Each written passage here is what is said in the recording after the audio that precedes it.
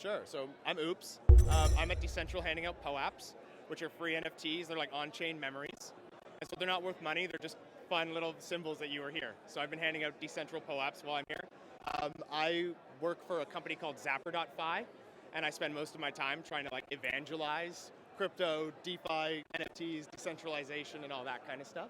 So yeah, I'm happy. Thanks. Right on. So when you talk about evangelizing decentralization, let's get stuck in right there. Yeah. What kind of activities should you partake in? Well, I'm a community manager by trade, so my role is to kind of guide people who are coming to the space and stuff like that. So, I mean, I'll admit that I become kind of a centralization point myself.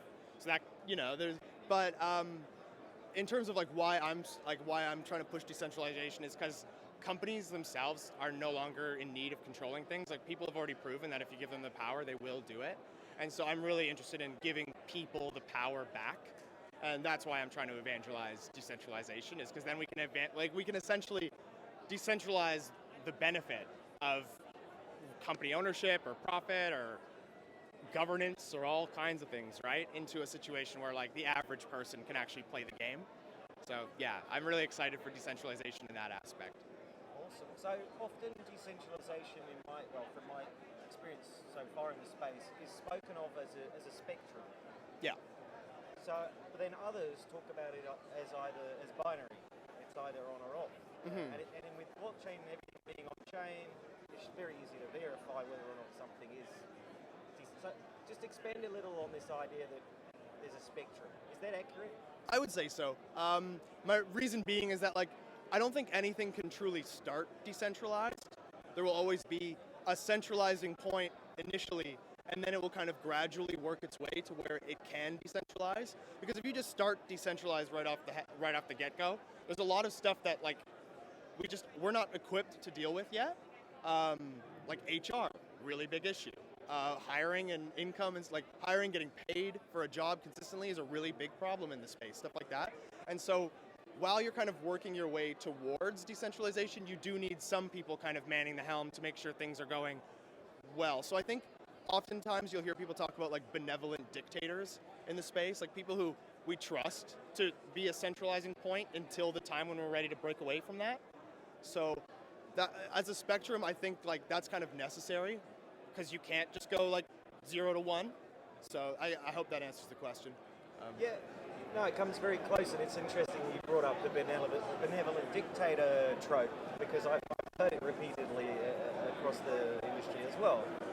And essentially, when a project launches, it has a centralized, they're typically referred to as origin addresses, an origin address.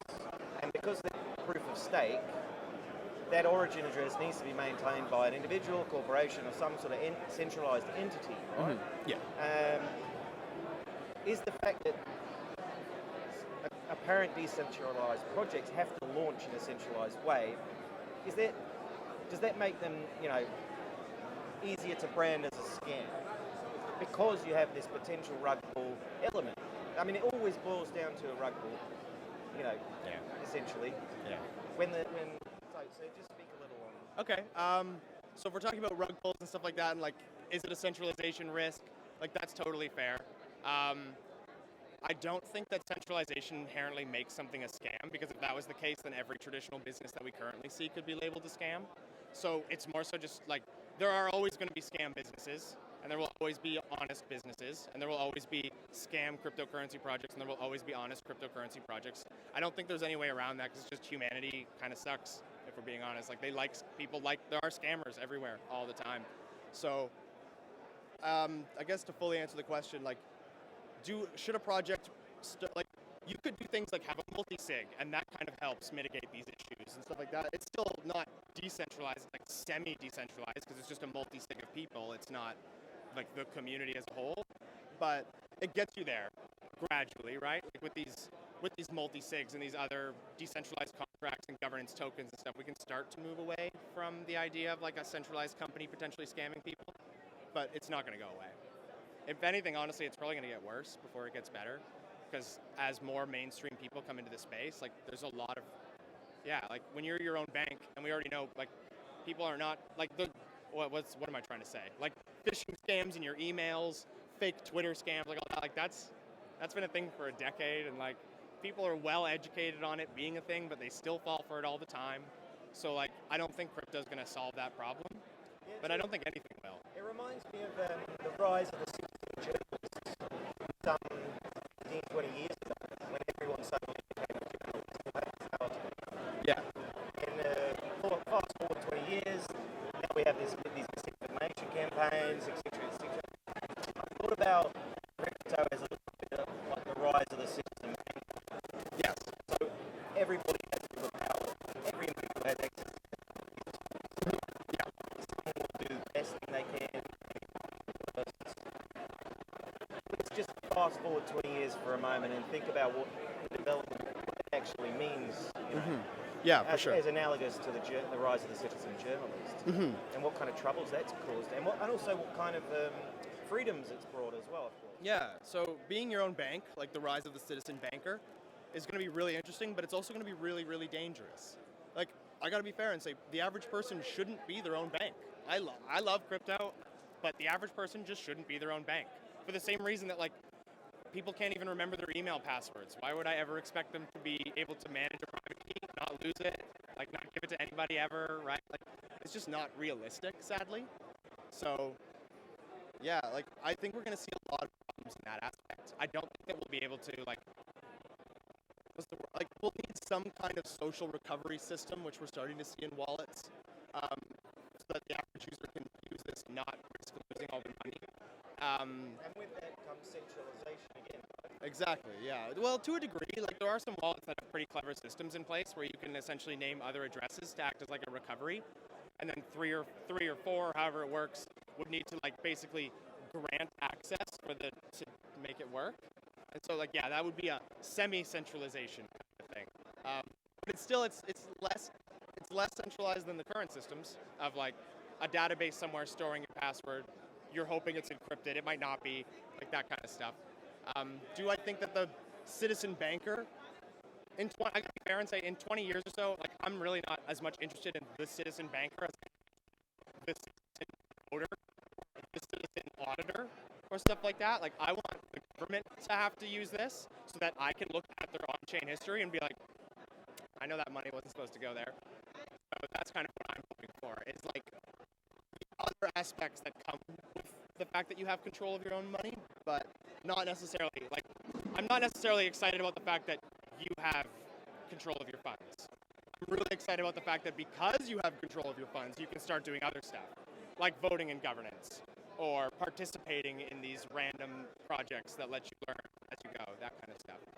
Yeah, no, that's interesting because a lot of, like, I think it's called ENS. Yeah. Recently, they did an airdrop, essentially. Yeah.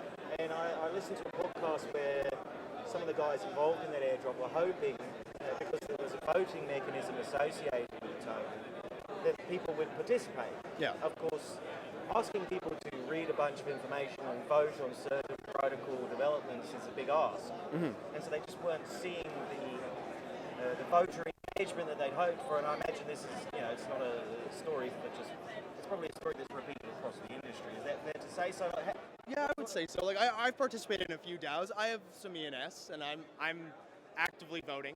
And so something that I found really interesting that I liked about the ENS drop was that they kind of had set the tone early with as you were claiming your tokens, you filled out kind of what the creed of the community would be. Like, you're not going to do this malicious step, you're not going to do that, you're not going to do this. And I liked that. And I also liked that they forced you to delegate. And so I think that's an important point. It could also, again, be a centralization risk. But exactly, the fact that you're describing them as a they. When you say they, who are they? You mean ENS? Yeah. Are they a group of individuals? Well, they were a company. So this is how we talk about the gradual decentralization, is they were a fully centralized company. And then they launched the token and gave it out in hopes of decentralizing. And so that's not going to be instant, because they first have to find the people who are going to be in the positions to write the proposals. You need to coordinate people so that they actually vote on stuff, because that's actually hard, is to get people to vote. It costs gas, or it costs transaction fees to vote in most cases. Like, I don't know about you, I'm not really interested in paying $50 every time I have to vote yes or no. So that, again, becomes a problem. Well, that's interesting because in Australia we are fined $750 if we don't vote. Oh, okay, that is interesting. One of the only countries on the planet that fines people for not voting. It's a really interesting idea, though. And it kind of, in a way, makes sense. My only worry is that I would rather you not vote than have an uneducated vote, if that makes sense. And I agree with that in crypto very much, too. Like, you don't need to just click yes on every proposal kind of thing, because a lot of people could try to hide stuff in those proposals, hoping they get passed, like every government bill, etc., right? So, but, okay, for ENS, for example, like, they did a really good job at delegating, meaning, like, I have my tokens, and if I don't want to pay attention and I don't want to actively vote, then I can delegate my voting power to someone that I trust, and they can vote on my behalf, along with what they're doing. And so actually quite a few people have delegated to me. Like the company that I work for example, we've all of them pooled their delegates to me so that we as a company can have a small say in what the governance of ENS will be. And I think that's really powerful.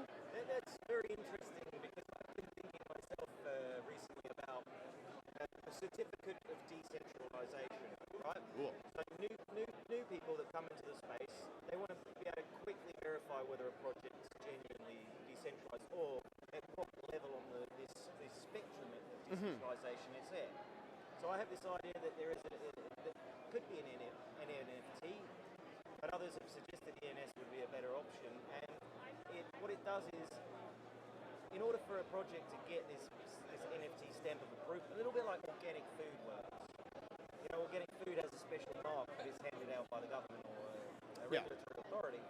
This is an NFT which has a governance model baked into it, in which a project can have this mark of approval through delegated votes from people that are trusted in the community. Is that a valuable proposition? Is that realistic here? I would say it's realistic. How to set it up would be a little bit complicated, just in like, because every project's gonna have a different threshold on what they consider to be like necessary. Because, like for example, when you set up a governance token and you pass a proposal, you also need to figure out like what your quorum is or how many votes you need for that proposal to pass. And sometimes it's really, really high.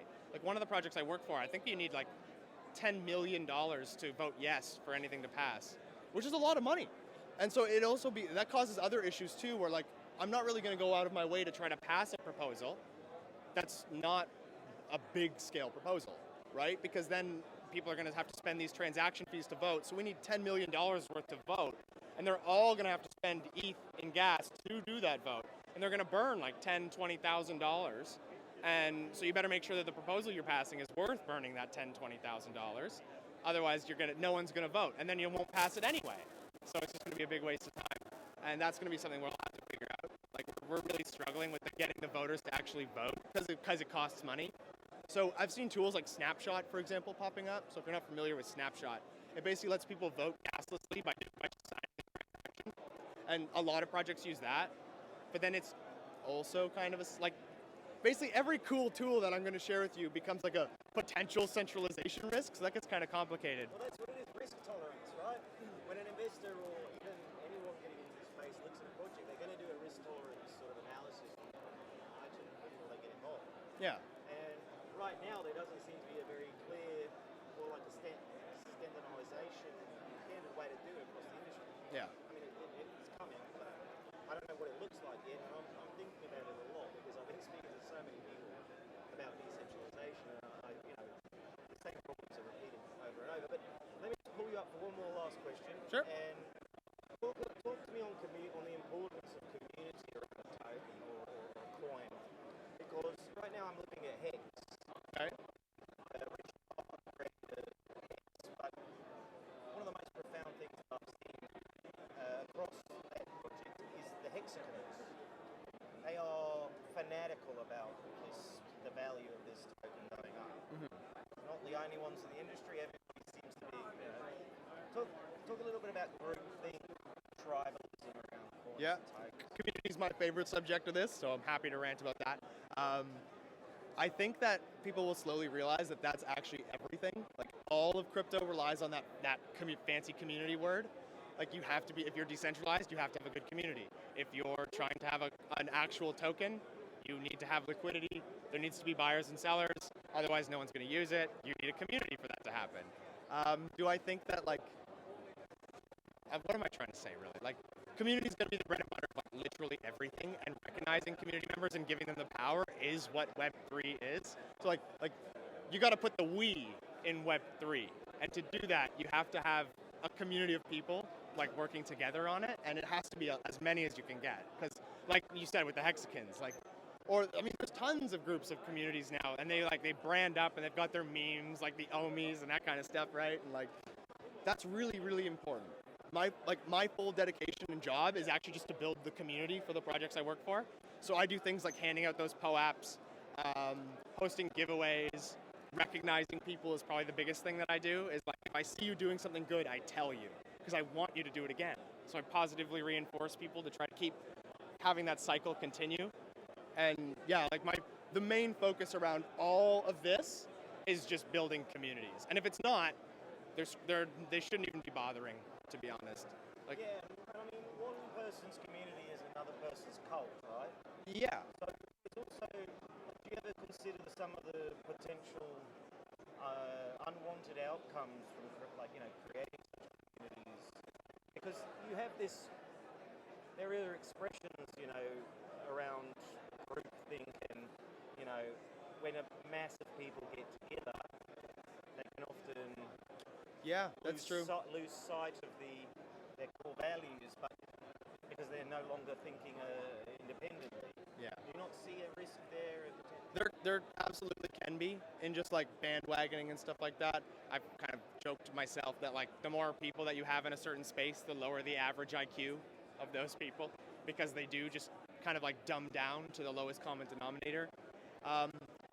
One thing that I think really, like, since we're talking about decentralization, I think it kind of helps to mention that, like, if you're properly decentralized, the groupthink shouldn't really be as much of an issue. But in the current state where we're, like, on the spectrum getting there, it becomes really dangerous.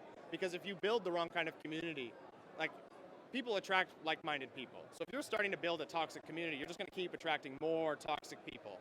I don't want to be rude, but I will say that, like, if you're a community that's solely bent on the price of your token going up, that's not good. That's very toxic. That's not at all, because it's a zero-sum game. Like, if you're just hoping that it's going to go up, that means you're trying to take money from someone at some point. That's it. You're not adding value. You're extracting it. That's not okay.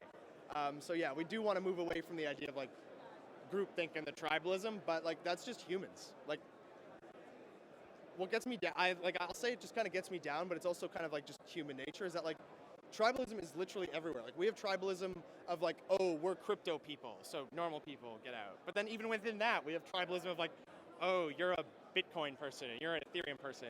Like, let's go in our little bubbles. And then even then, you're in Ethereum, and you're like, oh, but you work for this project, and I work for this project. And then if you have an NFT, like, now we're even fractionalizing down to the point where, like, some people with the same NFTs are, like, tribalizing out because they have different traits. Like, oh, I have 3D sunglasses. So, like, humans will always be trying to, like, find people that like them and section themselves off and, like, do that tribalistic, like-minded action. I don't know if we can solve that, because that's just, like, that's programmed in our DNA, right? Like, it's trust. It's like, oh, you like the same things I like. We have something in common. I can trust you. And, like, humans rely on trust. It's the whole thing. It's, like, the entire reason our species functions. So I don't see this going away, I guess. Right on. Thank you kindly. Thank you. I hope that was good. That's very good. Appreciate it. I appreciate you guys. Just give us a release. Just say we can use the material in the documentary. Sure, yeah.